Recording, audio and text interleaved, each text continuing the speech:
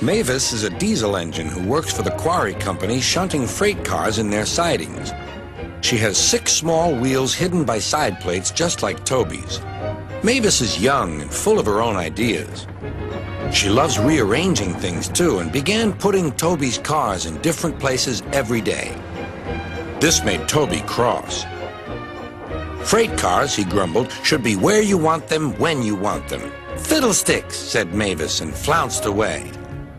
At last, Toby lost patience. I can't waste time playing hunt the cars with you. Take them yourself. Mavis was pleased. Taking cars made her feel important. At the station, Diesel oiled up to her. Toby's an old fusspot, she complained.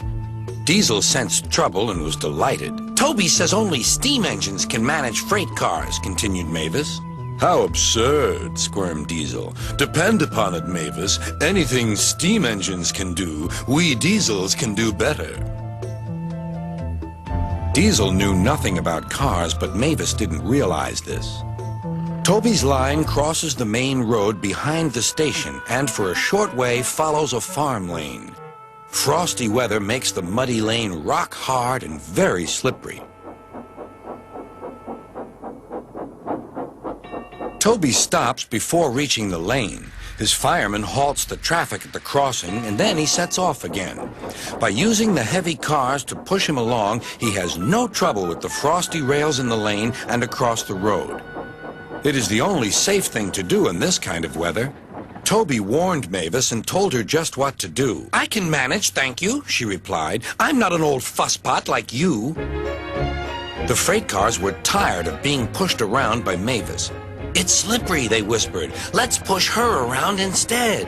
On, they yelled. Mavis took no notice. Instead, she brought the cars carefully down the lane and stopped at the level crossing. All traffic halted. One in the headlamp for fusspot Toby, chortled Mavis. But Mavis had stopped in the wrong place. Instead of taking Toby's advice, she had given the cars the chance they wanted. Hold back, they cried. Grrr up, ordered Mavis. The cars just laughed and her wheels spun helplessly. Workmen sanded the rails and tried to dig away the frozen mud, but it was no good. Everyone was impatient. Grrr, wailed Mavis. Toby was in the yard when he heard the news. I warned her, he fumed.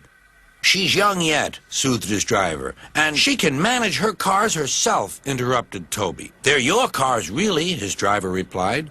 Mavis is supposed to stay at the quarry. If Sir Topham Hatt finds out... Yes, said Toby thoughtfully. He and his driver agreed that it would be best to help Mavis after all. An angry farmer was telling Mavis just what she could do with her train. Having trouble, Mavis? Chortled Toby. I am surprised. Grosh, said Mavis.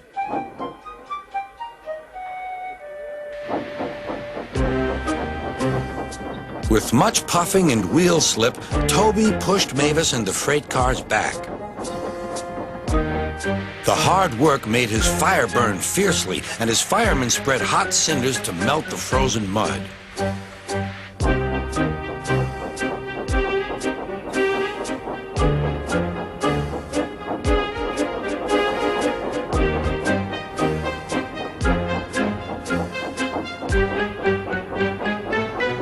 At last, they finished. Goodbye, called Toby. You'll manage now, I expect. Mavis didn't answer. She took the cars to the sheds and scuttled home to the quarry as quickly as she could.